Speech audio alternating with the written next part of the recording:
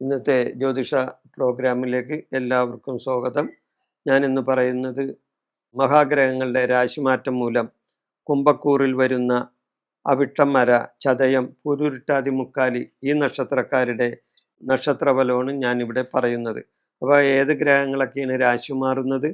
രാശി മാറുന്ന മഹാഗ്രഹങ്ങൾ വേഴം, ശനി, രാഹു, കേതു ഈ ഗ്രഹങ്ങളെല്ലാം രാശി മാറുകയാണ്.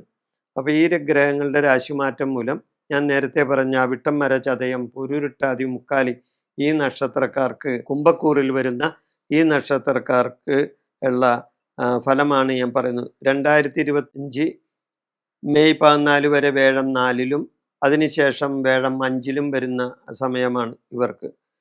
2025 മാർച്ച് 29 വരെ ശനി ജന്മരാശിയിലും അതിനുശേഷം ശനി 2-ലും വരുന്ന സമയമാണ്.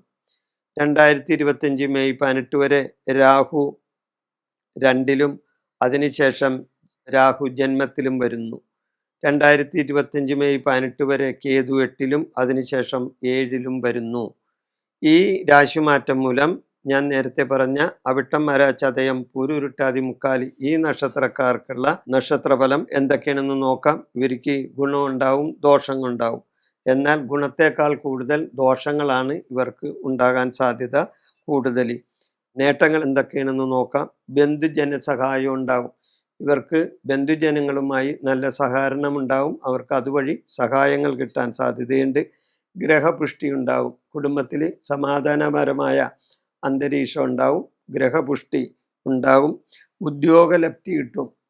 ഉദ്യോഗം ലഭിക്കാൻ കാത്തിരിക്കുന്നവർക്ക് ചിലപ്പോൾ ഉദ്യോഗം കിട്ടാനായിട്ടുള്ള സാധ്യത ഉണ്ട്. ഉദ്യോഗലബ്ധി കിട്ടും. ജോലി കിട്ടാനുള്ള സാധ്യത. വിവാഹാദി മംഗളകർമ്മങ്ങൾ നടക്കാൻ സാധ്യത.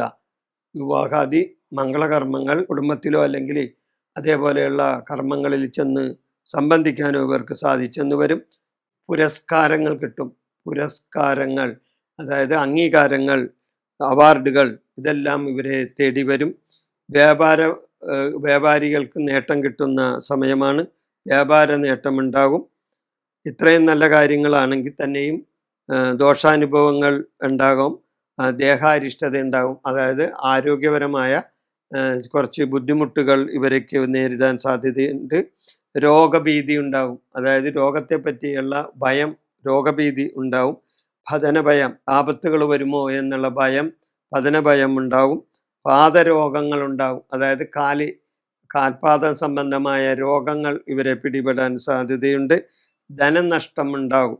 ധനപരമായ നഷ്ടങ്ങളും ഇവർ ഉദ്ദേശിക്കാത്ത ചില സമയങ്ങളിൽ ധനപരമായ നഷ്ടങ്ങളും ഇവർക്കുണ്ടാകാനുള്ള സാധ്യതയുണ്ട്. ഈ കുംഭക്കൂറിൽ വരുന്ന ഈ നക്ഷത്രങ്ങളുടെ മഹാഗ്രഹങ്ങളുടെ രാശിമാറ്റ ഫലമാണ് ഞാനിവിടെ പറഞ്ഞത്. ഈ വിഷയം ഞാനിവിടെ അവസാനിപ്പിക്കുന്നു. നന്ദി, നമസ്കാരം.